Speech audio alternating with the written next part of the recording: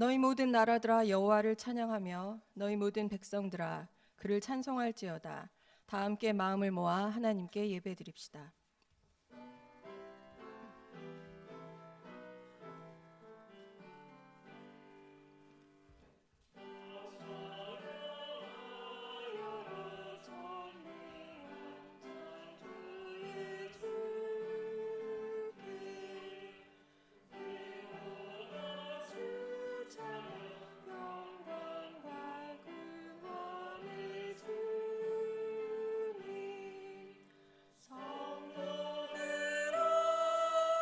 주 앞에 이제 나와 즐겁게 찬양하여라.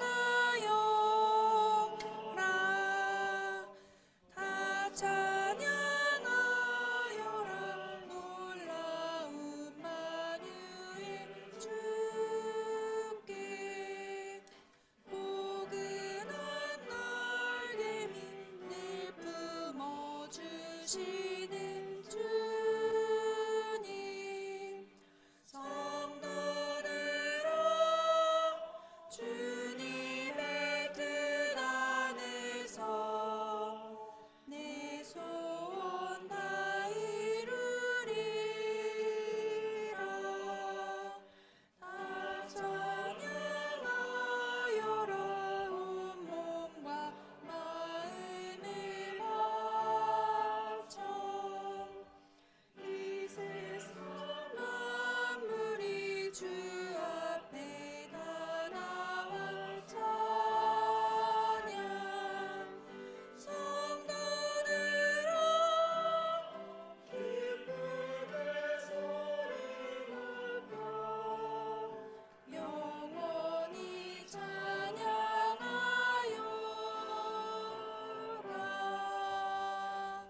아멘.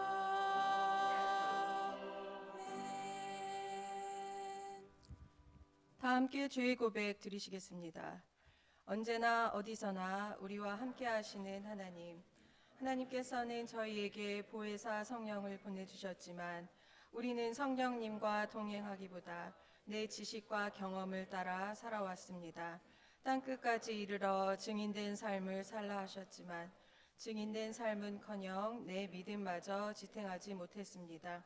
성령님께서 말할 수 없는 탄식으로 우리를 위해 간구하시건만 마땅히 구하지 못했으며 부르짖지 못했습니다.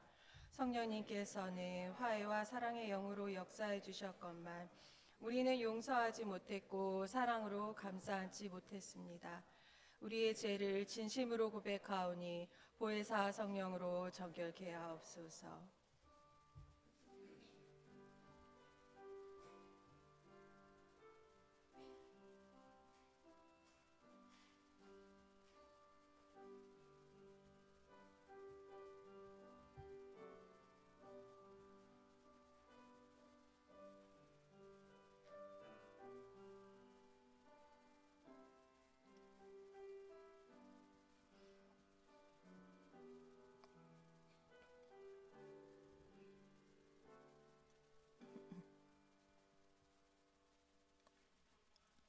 내가 이르기를 내 허물을 여호와께 자복하리라 하고 주께 내 죄를 아뢰고 내 죄악을 숨기지 아니하였더니 곧 주께서 내 죄악을 사하셨나이다.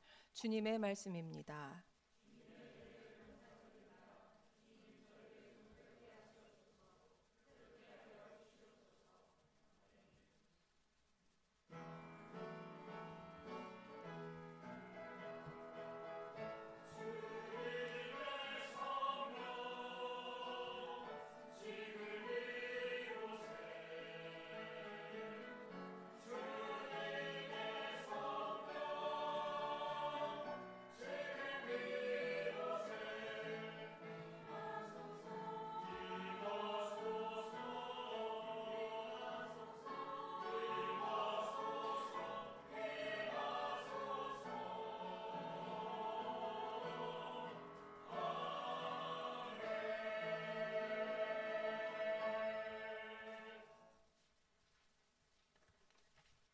모든 예배의 주인이신 하나님, 오늘도 저희를 주님의 은혜 가운데 불러주시고 함께 예배하게 하심에 감사드립니다.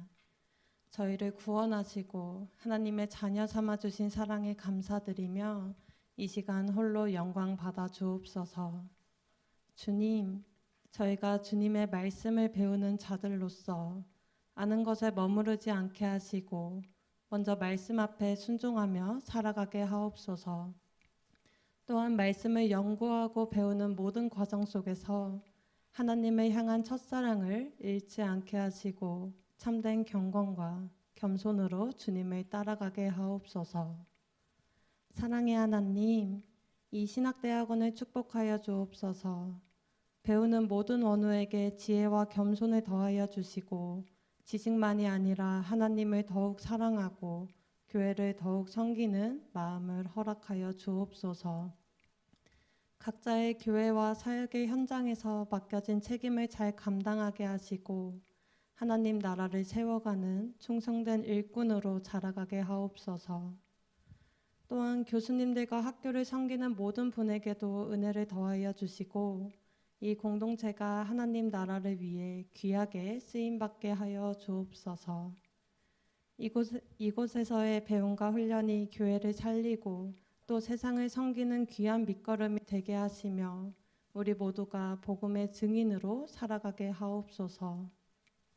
오늘 말씀을 전하시는 두 전도사님께 성령의 능력을 더하여 주시고 말씀을 듣는 저희 모두에게 순종하는 마음을 허락하여 주옵소서.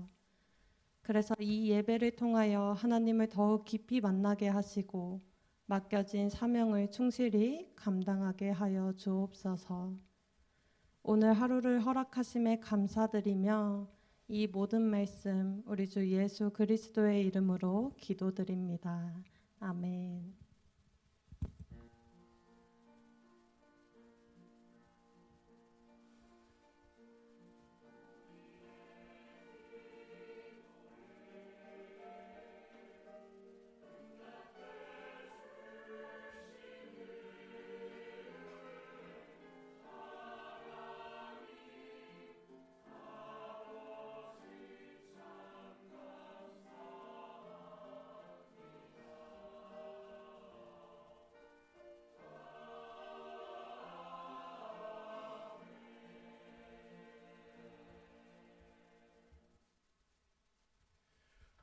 성령께서 교회에게 주시는 말씀을 들으십시오. 로마서 6장 1절에서 11절, 누가복음 19장 1절에서 10절 말씀입니다. 그러면 우리가 무엇이라고 말을 해야겠습니까? 은혜를 더하게 하려고 여전히 제 가운데 머물러 있어야 하겠습니까? 그럴 수 없습니다. 우리는 죄는 죽은 사람인데 어떻게 제 가운데서 그대로 살 수 있겠습니까? 세례를 받아 그리스도 예수와 하나가 된 우리는 모두 세례를 받을 때에 그와 함께 죽었다는 것을 여러분은 알지 못합니까? 그러므로 우리는 세례를 통하여 그의 죽으심과 연합함으로써 그와 함께 묻혔던 것입니다. 그것은 그리스도께서 아버지의 영광으로 말미암아 죽은 사람들 가운데서 살아나신 것과 같이 우리도 또한 새 생명 안에서 살아가기 위함입니다. 우리가 그의 죽으심과 같은 죽음을 죽어서 그와 연합하는 사람이 되었으면 우리는 부활에 있어서도 또한 그와 연합하는 사람이 될 것입니다. 우리의 옛사람이 그리스도와 함께 십자가에 달려 죽은 것은 죄의 몸을 멸하여서 우리가 다시는 죄의 노예가 되지 않게 하려는 것임을 우리가 압니다. 죽은 사람은 이미 죄의 세력에서 해방되었습니다. 우리가 그리스도와 함께 죽었으며 그와 함께 우리도 또한 살아날 것임을 믿습니다.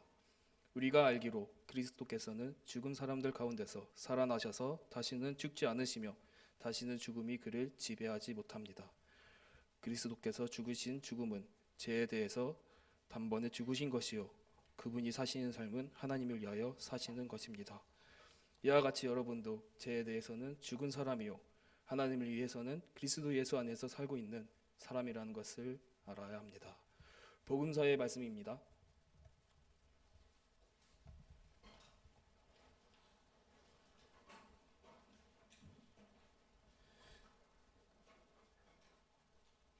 예수께서 여리고에 들어가 지나가고 계셨다. 삭개오라고 하는 사람이 거기에 있었다. 그는 세간장이고 부자였다. 삭개오는 예수가 어떤 사람인지를 보려고 애썼으나 무리에게 가려서 예수로 볼 수 없었다. 그가 키가 작기 때문이었다. 그래서 그는 예수를 보려고 앞서 달려가서 뽕나무에 올라갔다. 예수께서 거기를 지나가실 것이기 때문이었다. 예수께서 그곳에서 이르러서 쳐다보시고 그에게 말씀하셨다. 삭개오야, 어서 내려오너라. 오늘은 내가 내 집에서 묵어야겠다. 그러자 삭개오는 얼른 내려와서 기뻐하면서 예수를 모셔드렸다. 그런데 사람들이 이것을 보고서 모두 수군거리며 말하였다. 그가 죄인의 집에 묵으려고 들어갔다. 삭개오가 일어서서 주님께 말하였다. 주님, 보십시오. 내 소유의 절반을 가난한 사람들에게 주겠습니다. 또 내가 누구에게서 강제로 빼앗은 것이 있으면 내 배로 하여 갚아주겠습니다. 예수께서 그에게 말씀하셨다. 오늘 구원이 이 집에 이르렀다. 이 사람도 아브라함의 자손이다. 인자는 잃은 것을 찾아 구원하러 왔다. 주님이 주시는 말씀입니다.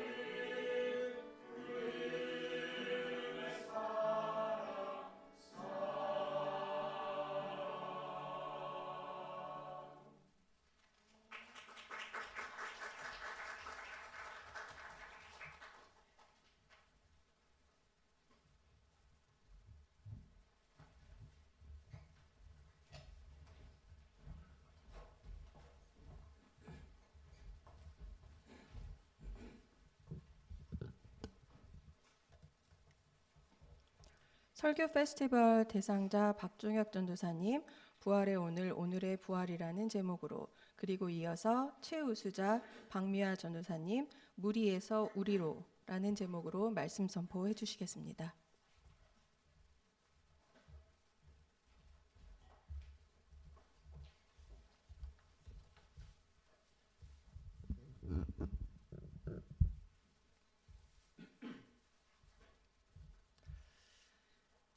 에이브라함 조슈아 헤셀이라는 아주 존경받는 유대교 랍비가 있습니다. 그는 유대교 신앙의 핵심이 무엇이냐고 물었을 때 출애굽 사건에 대한 기억이 가장 중요하다고 말했습니다.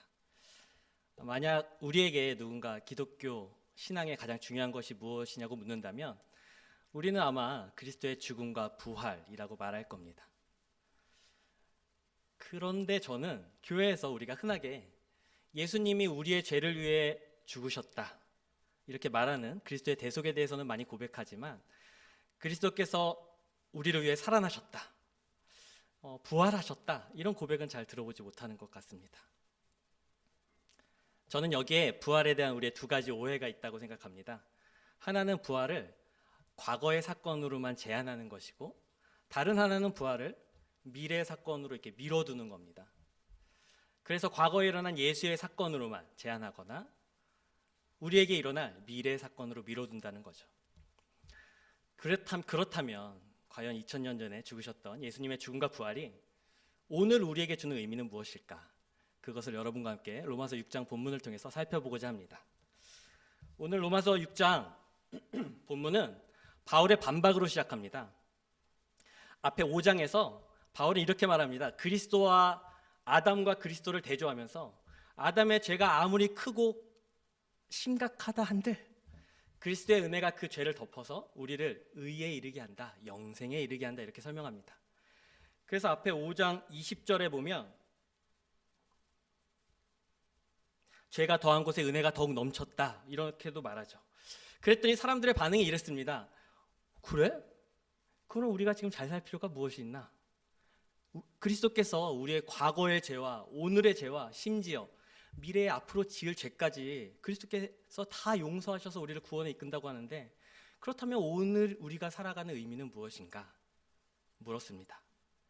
그 물음에 대해 바울이 답하는 겁니다. 오늘 2절입니다. 그럴 수 없느니라 죄에 대하여 죽은 우리가 어찌 그 가운데 더 살리요? 제가 다르게 표현해 본다면 이런 의미입니다. 그렇지 않다. 그건 너희가 구원을 또 부활을 단지 과거에 일어난 일회적인 사건으로 생각해서 생긴 오해다. 그렇지 않다. 그건 너희가 구원과 부활을 단지 미래에 일어날 일, 천국에 가는 것으로만 생각해서 생긴 오해다. 그렇다면 바울이 이제부터 설명하는 구원의 바른 의미가 무엇인지 살펴보겠습니다. 3절과 4절인데요. 여기서 바울은 예수로 의롭게 되는 구원을 예수와 합하여 받는 세례로 설명합니다. 여기서 세례는 단지 교회에서 이렇게 우리가 받는 입교 의식만을 말하는 게 아닙니다. 마가복음 10장에서 예수님께서 제자들한테 너희가 내가 마실 잔을 마실 수 있겠냐? 너희가 내가 받을 세례를 받을 수 있겠냐? 라고 말할 때 그 세례와 같은 의미로 쓰입니다. 그래서 여기서 세례는 온 존재가 완전히 압도되는 물에 수장시키는 죽음, 곧 십자가의 죽음을 말합니다. 그러므로 예수를 믿는 우리는 그와 합하여 세례를 받게 되는데 그 세례는 바로 십자가의 죽음입니다. 그리고 그 죽음은 예수의 부활과도 합하여 우리가 새 생명으로 살게 된다고 바울이 설명하는 겁니다. 즉 세례는 이전에 내가 죽고 새로운 생명으로 살아나는 것입니다. 사도 바울이 세례에 대해 설명한 다른 본문도 한번 살펴보겠습니다. 고린도전서 10장 1절과 2절에서는 바울이 이렇게 말합니다. 제가 읽어드릴게요. 형제들아 나는 너희가 알지 못하기를 원하지 아니하노니 우리 조상들이 다 구름 아래에 있고 바다 가운데로 지나며 모세에게 속하여 다 구름과 바다에서 세례를 받고. 이 본문은 우리에게 출애굽 사건을 떠올리게 하는데 홍해를 건넜던 사건을 두고 이스라엘 백성이 세례를 받았다고 지금 설명하는 겁니다.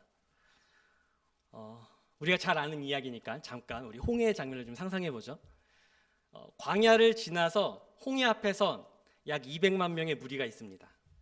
이들은 아직 그 이스라엘 민족이라는 정체성이 그렇게 확고하지 않을 때였습니다. 노예로서의 기간이 너무 길었기 때문이죠. 당연히 시내산 율법 공동체로 지어지기 전이기도 하고요. 노예 무리입니다. 노예 집단 200만 명, 엄청나죠? 뒤에는 바울의 군대가 쫓아옵니다. 앞에는 홍해가 둘러싸여 있습니다. 그런 절망 상황 가운데서 홍해가 갈라지는 겁니다. 그리고 그 200만 명의 무리가 바다로 들어갑니다. 이 장면을 우리는 두 가지 관점에서 살펴볼 수 있습니다. 하나는 이렇게 애굽의 관점에서 살펴볼 수 있습니다. 저는 이걸 옛사람의 관점이라고 성경은 말하죠. 옛사람의 관점에서 보면 이 200만 명의 무리는 그 바다로 들어가면서 거기서 죽는 겁니다. 애굽의 노예로 살았던 200만 명의 무리가 홍해에서 죽습니다. 그런데 다른 관점, 가나안의 관점에서 보면, 즉 세 사람의 관점에서 보면, 여러분 생각해 보시죠. 홍해 바다에 깊숙이 들어갔다가 200만 명이 이렇게 걸어 나온다고 생각해 보십시오. 가나안에서 보는데 두두두두. 그들은 새롭게 태어나는 겁니다. 더 이상 애굽의 노예가 아닌 자유인으로 태어나는 장면입니다.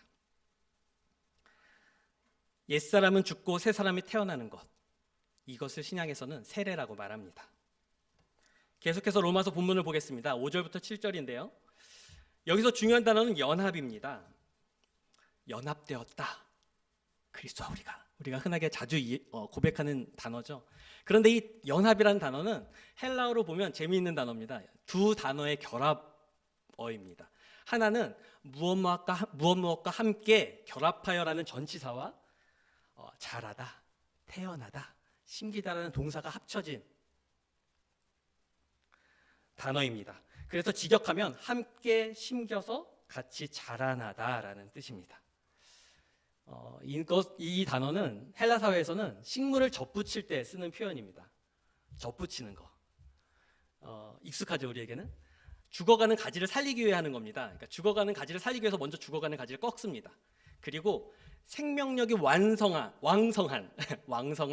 그 원가지에 깊게 상처를 내는 겁니다. 그리고 거기에 아까 죽어가던 가지를 이렇게 결합해서 꼭 붙여 놓으면 두 세포 조직이 엉겨 붙으면서 이렇게 결합하게 됩니다. 그래서 같이 살아난다는 거죠. 바울은 예수 그리스도와 우리가 그렇게 접붙여졌다라고 설명하는 겁니다. 저는 이 연합을 묶여 있다라는 표현으로 쓰기를 좋아합니다. 우리의 존재가 예수와 묶여 있다는 겁니다. 그러니까 우리가 이렇게 상태 좋고 기도 많이 해서 이렇게 영적으로 이렇게 똘망똘망할 때가 있잖아요.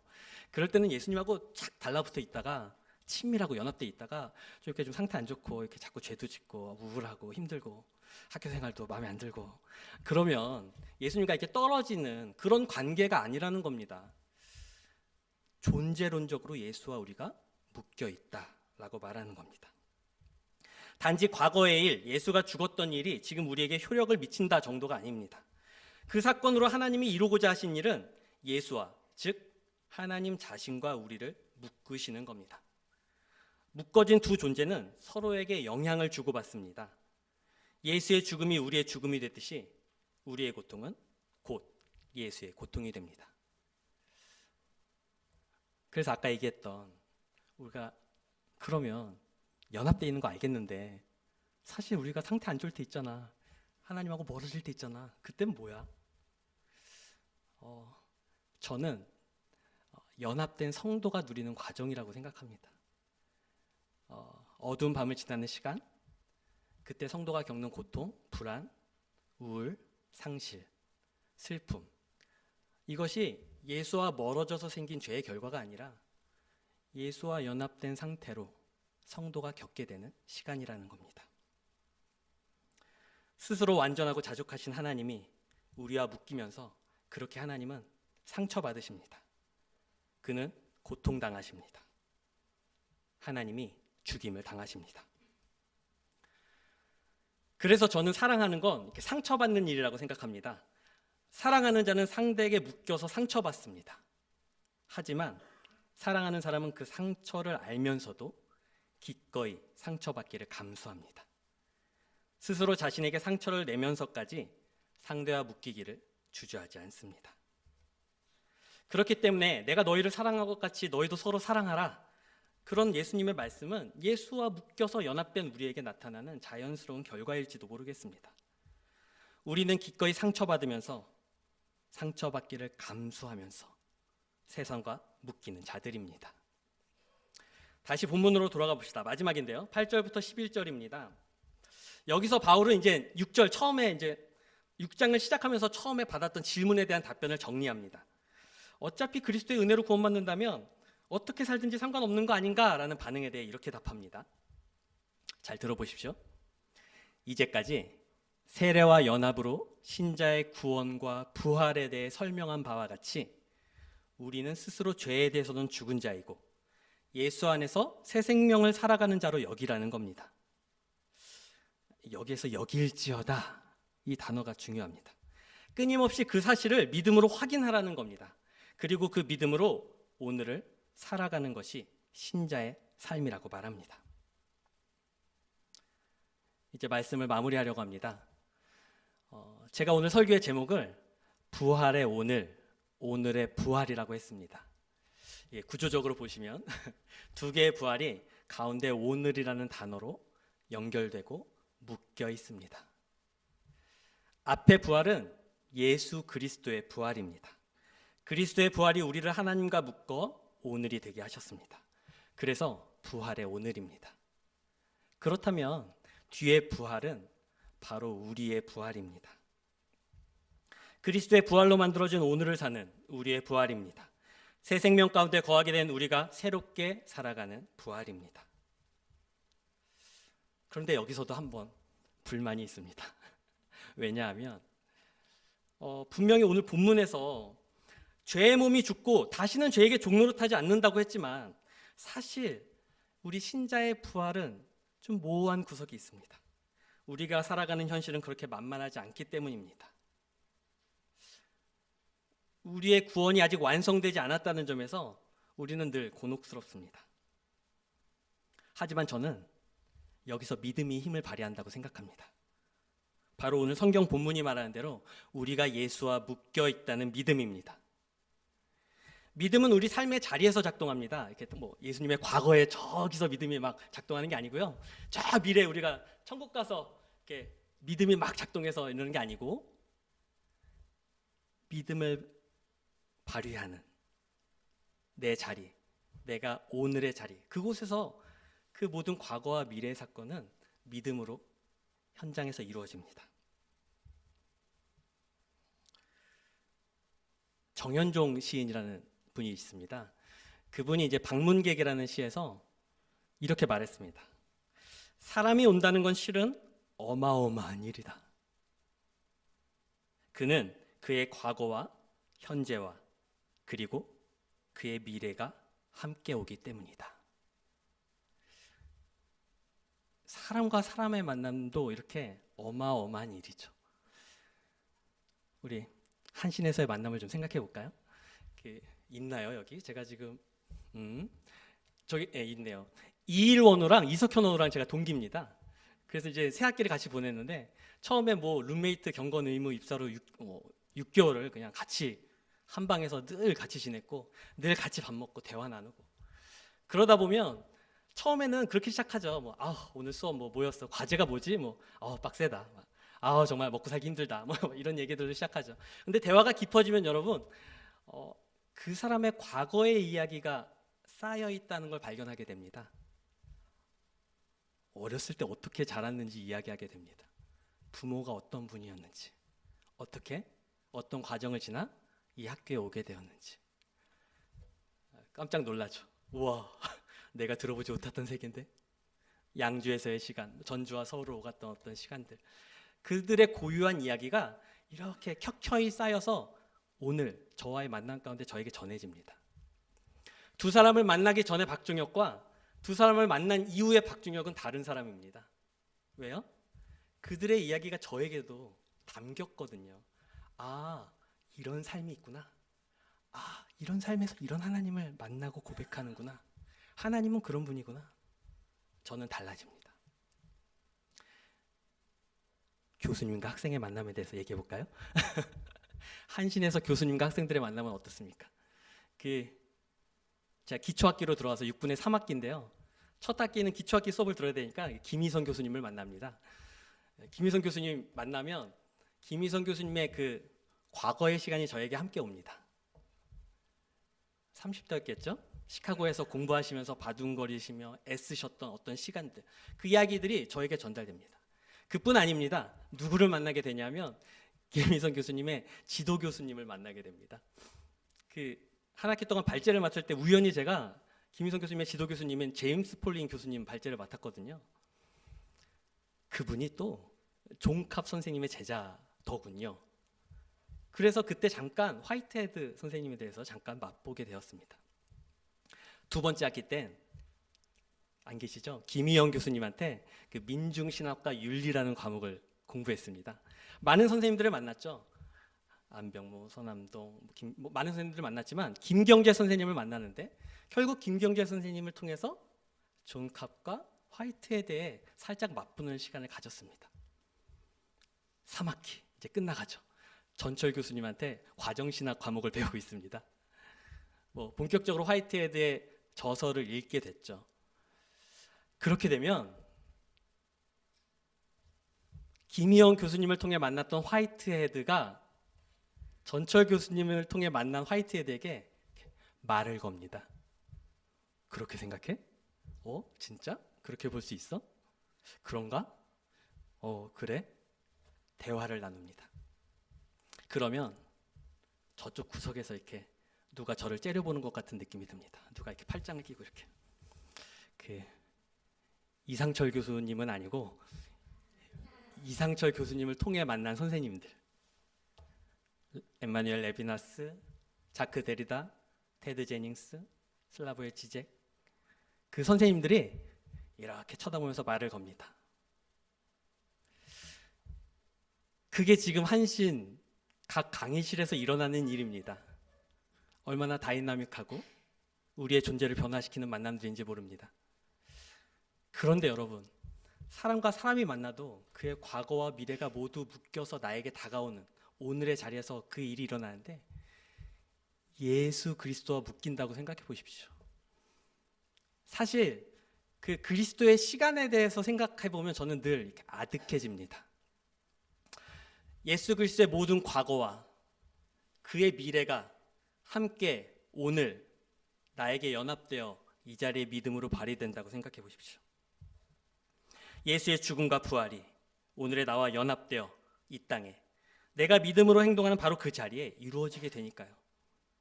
이제는 내가 사는 것이 아니라 그리스도께서 내 안에 사시는 것이라 이제 우리는 나의 시야가 아닌 그 창조와 종말을 아우르는 예수 그리스도의 시야로 세상을 보고 나를 보고 하나님을 보게 되는 겁니다. 그렇게 사는 우리를 통해 예수는 부활하는 겁니다. 이것이 우리가 가져야 할 참된 부활 신앙이라고 생각합니다. 이제 우리는 더 이상 이전의 내가 아닙니다. 그리스도 예수와 합하여 세례받았고 연합되었기 때문입니다. 그 믿음으로 담대하게 오늘의 부활을 살아가는 여러분이 되시기를 주님의 이름으로 축원합니다. 함께 기도하겠습니다.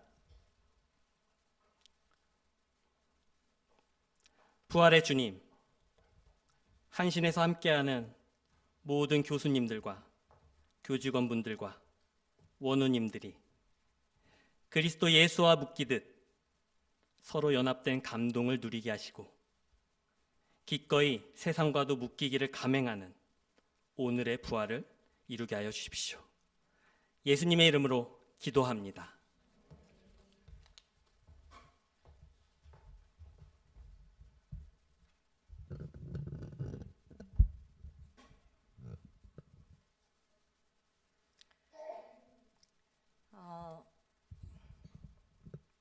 여러분 혹시 와이어에 매달린 예수라는 말 혹시 들어보셨나요?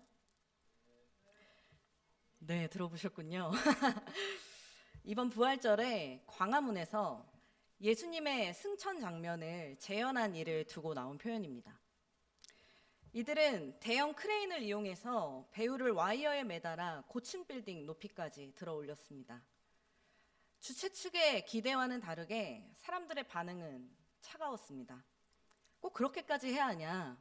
달까지 올라가겠다라며 오히려 조롱 섞인 반응을 보였습니다. 더욱이 지금 이 시대가 그 올라가는 예수님을 보니 점점 더 멀어지고 있는 예수, 그 모습을 보여주는 것 같다. 이렇게 이야기했습니다. 대형 크레인에 매달려 슈퍼맨처럼 높이 높이 올라가는 예수님. 그 예수는 우리의 삶과는 무관한 존재처럼 느껴졌기 때문입니다. 그런데 복음서를 보면 예수님은 우리와 동떨어진 신비적인 존재가 아니라 우리의 삶의 자리에 함께 하시는 분이셨습니다. 특별히 누가는 삶의 주변부에 있는 그 당시에 밀려나고 배제된 여러 사람들과 그 곁으로 함께 하시고 다가가시는 예수님의 모습을 잘 보여줍니다. 그리고 그 모습을 잘 드러내는 본문 가운데 하나가 오늘 누가복음에만 기록된 삭개오 이야기입니다. 여러분, 삭개오 이야기 너무 익숙하게 잘 알고 계시죠? 여러분, 삭개오는 어떤 사람이었나요? 가장 잘 알고 있는 삭개오는 키가 작았습니다. 키가 작아서 나무 위에 올라갔죠. 더불어 그는 여리고의 세리장이었고 부자였습니다. 당시 세리는 로마의 통치를 돕고 동족에게 세금을 거두어들이던 사람입니다. 그렇기 때문에 죄인이자 민족 반역자처럼 여겨졌습니다. 그런 그가 예수님이 보고 싶었고 작은 키로 인해서 돌 무화과 나무 위로 올라갑니다. 예수님은 그런 그를 보시고 삭개오를 부르시며 오늘은 내가 너의 집에 묵어야겠다라고 하시죠. 삭개오는 기뻐하면서 예수님을 영접했고 마침내 자신의 재산의 절반을 가난한 사람들에게 나누고 제가 속여 빼앗은 것이 있다면 4배로 갚겠습니다라고 이야기합니다. 그러자 예수님은 오늘 구원이 이 집에 이르렀다라고 선언하십니다. 우리는 이 이야기 속에서 늘 삭개오에게 집중합니다. 작은 키, 나무 위로 올라간 행동, 삭개오의 변화. 물론 너무나 이것들은 중요합니다. 그런데 오늘 본문에서 삭개오 못지않게 중요한 인물이 있습니다. 바로 무리, 사람들입니다. 예수님의 여리고 방문은 결코 조용한 일이 아니었을 겁니다. 십자가에 달리시기 위해 예루살렘으로 향하고 있는 그 여정의 거의 마지막 즈음이었고 이미 예수님에 대한 소문은 널리 퍼져서 사람들이 몰려들었을 것입니다. 여러분, 이 무리 안에 어떤 사람들이 있었을까요? 세리장인 삭개오를 잘 알고 있는 그 여리고 주민들이 있었을 겁니다. 늘 예수님의 행동을 문제 삼던 바리새인 같은 종교인들도 있었겠죠. 그런데 오늘 우리가 삭개오가 아닌 이 무리를 중요하게 바라봐야 할 이유는 이 무리 안에 있었을 예수를 따르는 사람들, 바로 제자들 때문입니다. 7절입니다. 사람들이 이것을 보고 모두 수군거리며 말하였다. 그가 죄인의 집에 묵으려고 들어갔다. 누가는 무리의 구성원을 일일이 구분하지 않고 사람들, 무리, 모두라고 말합니다. 여기서 모두라는 건 삭개오를 지금 바라보고 있는 그 군중 전체의 분위기와 여론을 드러냅니다. 무리는 삭개오를 죄인으로 보았습니다. 그래서 예수님이 그의 집에 들어가시는 것이 불편했어요. 심지어 예수님을 따르던 제자들까지도 말입니다. 종교의 이름, 도덕의 이름, 누군가는 상식의 이름으로 그를 배제했습니다. 기준은 조금씩 달랐을지 몰라도 결론은 같았어요. 저 사람은 죄인이다. 저 사람 집에 들어가는 것은 부정하다. 삭개오는 아무도 함께해서는 안 되는 사람으로 여겨졌습니다. 그런데 이 무리는 사실 특별히 악한 사람들이 아니었습니다. 너무나 평범했고 너무나 상식적이었습니다. 즉 우리가 오늘 바라보는 문제는 삭개오가 얼마나 죄인이었는데 회개했는가, 이것이 아닙니다. 예수님 곁에 있었던 사람들조차 예수님의 마음으로 그를 바라보지 못했다는 것입니다. 생각해보면 제자들과 예수님을 따라다니던 사람들은 자주 예수님의 길을 막았습니다. 시각장애인 바디메오가 예수님께 부르짖을 때 많은 사람들이 그를 꾸짖어 잠잠하라고 했습니다. 사람들이 어린아이를 예수님께 데려오자 제자들은 그들을 꾸짖었습니다. 사마리아 마을 사람들이 예수님을 영접하지 않자 야고보와 요한은 하늘에서 불이 내려오기를 원했습니다. 예수님을 따른다고 하면서도 정작 예수님께 다가오려는 사람들을 막고 있었습니다. 예수님의 곁에 있었지만 예수님의 마음과는 다른 때가 많았습니다. 오늘 삭개오 이야기의 무리도 마찬가지입니다. 그들은 예수님을 보러 모였고 심지어 예수님을 따랐지만 진정 예수님이 왜 오셨는지 알지 못했습니다. 그러나 예수님은 오늘 말씀에서 분명히 말씀하십니다. 인자는 잃은 것을 찾아 구원하러 왔다. 예수님은 죄인이라 손가락질 받고 세상 속에서 소외된 이들의 자리로 찾아가셔서 그들과 함께 하셨습니다. 특별히 누가복음에서 예수님은 수많은 식탁의 자리를 통해서 그 사역을 드러내셨습니다. 유대인들이 상종하지 않던 사람들이 예수님의 식탁에 앉았고 그들과 함께 드셨으며 나중엔 세리와 죄인의 친구라는 별명을 얻으셨습니다. 소망 없던 사람들이 예수님의 주변으로 모여들었고 부정의 담을 허무시고 그들과 함께 하셨습니다. 그래서 예수님의 식탁은 단순히 음식을 먹고 나누는 자리가 아니라 누군가와 함께 살아내는 자리였습니다. 하지만 오늘날 우리 사회는 점점 이렇게 함께 살아내는 자리를 잃어가고 있습니다. 최근 한 기사는 오늘날의 한국 사회를 손절사회라고 진단하는 말에 동의했습니다. 불편하면 끊어버리고, 복잡하면 피하고, 손해가 되면 관계마저 정리하는 그런 사회라는 것입니다. 이제 관계마저 투자처럼 계산하면서 사람들은 나에게 해롭지 않은 이른바 무해한 관계만 선택하려고 합니다. 서로 MBTI를 물어보는 것조차도 사실은 나와 맞는 관계, 나와 잘 맞고 상처받지 않을 관계를 미리 가려내려는 어쩌면 그런 마음의 표현일 수 있다는 겁니다. 그런데 이 기사 속에서 더욱 주목할 만한 것이 있었습니다. 이렇게 끊어지고 비워진 관계에는 결국 빈 자리가 반드시 생기고 그 빈자리를 인공지능이 메우고 있다는 것이었습니다. 사람들은 지치지 않고 내 말을 들어준 끝없이 무해해 보이는 그 존재 앞에서 자신의 외로움을 달래고 이야기와 고민을 쏟아냅니다. 사람과의 연결은 점점 끊어지고 기계와 마주하는 시간은 점점 늘어나고 있다는 것입니다. 그런데 손절사회, 이 모습은 예수를 따른다는 우리 안에서도 너무나 쉽게 나타납니다. 어쩌면 저는 오늘 본문에서 삭개오를 죄인이라 규정하며 수군거리고 배제했던 그 무리와 전혀 다르지 않을지 모릅니다. 마음속으로 보이지 않는 선을 긋고 내 기준에 맞지 않는 사람들을 밀어냅니다. 예수님이 찾아가신 사람들을 오히려 불편해하는 무리의 자리에 서게 됩니다. 삭개오 이야기는 단순히 회개한 한 부자의 이야기가 아닙니다. 이 이야기는 무리가 수군거리며 계속해서 던졌던 질문, 도대체 예수는 왜 죄인과 함께 먹는가에 대한 대답입니다. 예수님은 잃어버린 자를 찾아 구원하러 오셨고 그 구원을 입으로 말로만 선포하지 않으셨습니다. 예수님은 함께 머물고 함께 먹고 함께 살아내는 식탁의 자리를 통해서 그 구원을 이루셨습니다. 그런데 여러분, 삭개오뿐만인가요?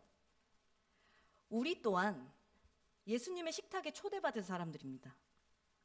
사실 우리는 그 식탁에 초대받을 만한 자격이 없는 사람들입니다. 하지만 예수 그리스도의 십자가를 통해서 자격 없는 우리를 그 식탁에 초대하셨습니다. 얼마 전 종영한 모자무사라는 제목의 드라마가 있습니다. 보셨나요? 모두가 자신의 무가치함과 싸우고 있다. 이런 제목의 드라마예요. 세상은 쓸모와 가치로 사람을 판단하고 끊임없이 내가 얼마나 가치 있는 존재인지를 증명하라고 요구합니다. 그런데 예수님은 그렇게 하지 않으셨습니다. 쓸모와 가치를 가려가고 판단하며 예수님의 식탁에 앉히지 않으셨습니다. 예수님은 오히려 조건 없이 사람들을 부르시고 그 부르신 그 자리에서 사람들은 한 존재로 인정받고 받아들여지고 구원의 자리로 초대되었습니다. 그러므로 오늘 우리는 말씀을 통해서 너무나 상식적인 잣대로 사람을 가르고 나누었던 무리의 모습이 우리 안에 없는지 돌아보아야 합니다. 진정 예수님의 삶을 따르는 사람이라면 자격 없는 내가 예수님의 식탁에 초대받았다는 그 은혜를 정말 안다면 우리는 세상이 밀어내고 가치 없다고 여기는 수많은 잃어버린 이들을 다시 식탁으로 불러들이고 그들과 함께 살아내야 합니다.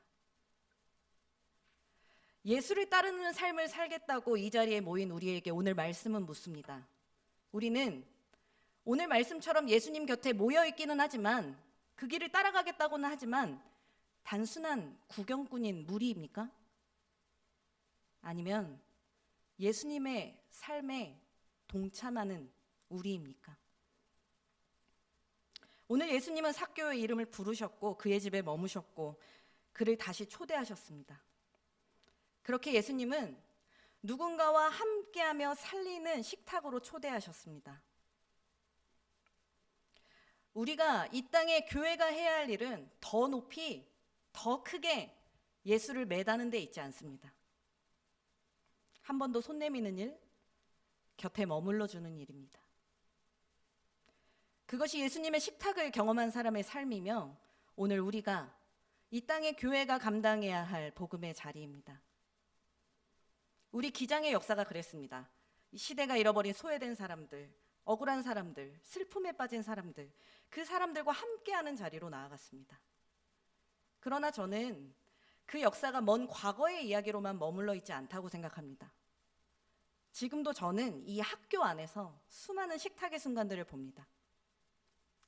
제자들의 삶을 들어주시는 교수님들의 식탁, 서로를 위로하고 격려하는 원우들의 식탁, 함께 손을 맞잡고 불렀던 찬양의 식탁, 시대의 아픔을 기억하며 드린 예배의 식탁, 고통받는 이웃의 자리에 함께한 연대의 식탁, 그리고 우리가 함께 나눈 성찬의 식탁이 있습니다. 그것들은 의미 없이 스쳐 지나가는 순간들이 아닙니다. 이 시대가 잃어버린 함께함의 가치, 그 가치를 다시 붙드는 자리며 예수님의 식탁이 오늘 우리 가운데 이어져 우리가 되게 하는 자리였습니다. 인자는 잃은 것을 찾아 구원하러 왔다. 인자는 잃은 것을 찾아 구원하러 왔다. 오늘 예수님의 이 말씀이 우리의 삶 속에 이어지기를 바랍니다. 말씀 속 무리가 되어 가르고 나누는 삶이 아니라 예수님의 식탁을 통해 함께함의 가치가 우리 안에 다시 펼쳐지기를 바랍니다. 때로는 그 자리가 너무 의미 없어 보이고 당장은 아무런 변화가 보이지 않을 수 있습니다. 하지만 우리가 함께하는 식탁은 이 시대가 잃어버린 사람들을 다시 하나님 안에서 살아나게 하는 자리가 될 것입니다. 바로 그 식탁으로 잃어버린 누군가를 초대하는 우리, 주님의 마음으로 함께 살아내는 우리 모두가 되기를 간절히 소망합니다. 함께 기도하겠습니다. 주님, 주님을 따른다고 하면서도 구경꾼으로 누군가를 손가락질하는 자로 살았던 무리였음을 회개합니다. 이젠 주님의 마음으로 내 옆에 이 시대가 잃어버린 수많은 이들과 함께 살아가는 우리가 되게 하여 주시옵소서. 예수님의 이름으로 기도합니다. 아멘.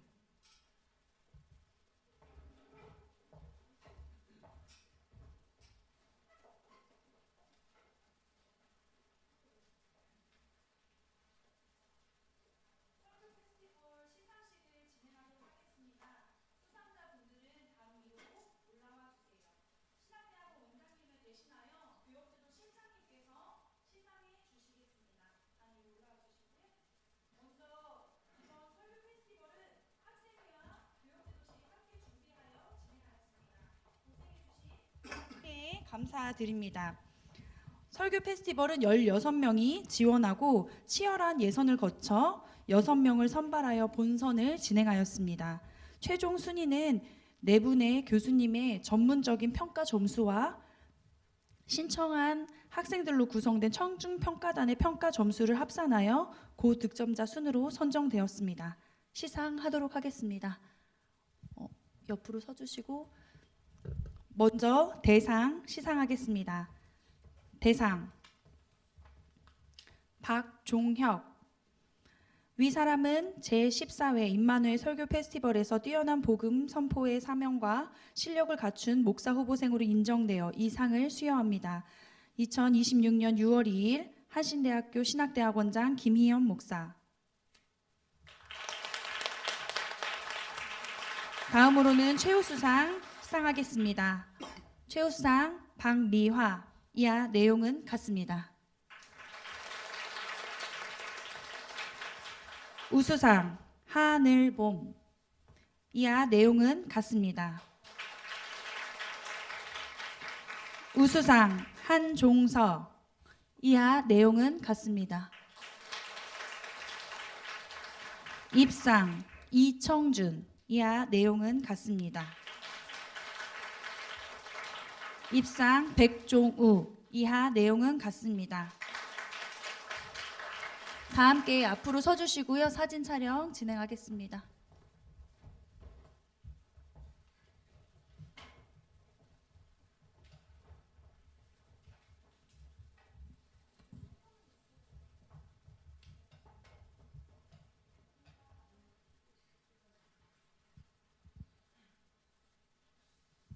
알리는 말씀입니다.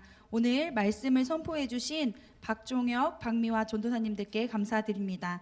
내일 채플은 제9회 전국 동시지방선거로 쉽니다. 다음 주 6월 9일 채플은 종강 및 파송 예배로 드립니다. 예배 중 성찬식이 거행될 예정이오니 모든 참석자분들께서는 경건한 마음으로 예배를 준비해 주시기 바랍니다. 목회실세 평가서 안내입니다. 6월 12일까지 교학팀이나 교역지도실로 제출해 주시기 바랍니다. 영성수련 교회사역 길잡이 안내입니다. 혹시 일정을 확인하시고 추가 신청을 원하시는 분들은 교역지도실로 이번 주까지 신청해 주시기 바랍니다. 채플 경건훈련 아침 경건에 출석을 확인하시고 6월 9일까지 교역지도실로 문의 주시기 바랍니다. 기독교 교육학계에 함께하는 여름 신앙교육 기장 교재 콜로키움이 오늘 4시에 진행됩니다. 일정 확인해 주시고요. 입시 안내입니다. 일정 확인하시고 혹시 입학을 원하시는 분들은 교역지도실이나 교학팀으로 안내해 주시기 바랍니다. 2026-1학기 쉐머스터디 최종 발표가 오는 목요일 4시 30분 장군기념관 3층 2311호에서 진행됩니다. 개별 출석 인정 신청 안내입니다. 신청 서류 마감이 6월 9일까지입니다. 그래서 신청 원하시는 분들은 공결 서류 지참하셔서 교학행정팀 방문해 주시기 바랍니다. 학생의 종강총회가 오늘 4시 반 컨벤션홀에서 진행합니다. 많은 참석 바랍니다. 6월부터 8월까지 구내식당 금요일 점심 식사는 운영하지 않습니다. 분실물 안내입니다. 장공간 2층 교학팀에 분실물 박스를 운영 중입니다. 물건을 분실하신 분들은 교학팀에 방문하셔서 보관 중인 분실물을 꼭 확인하시어 찾아가시기 바랍니다.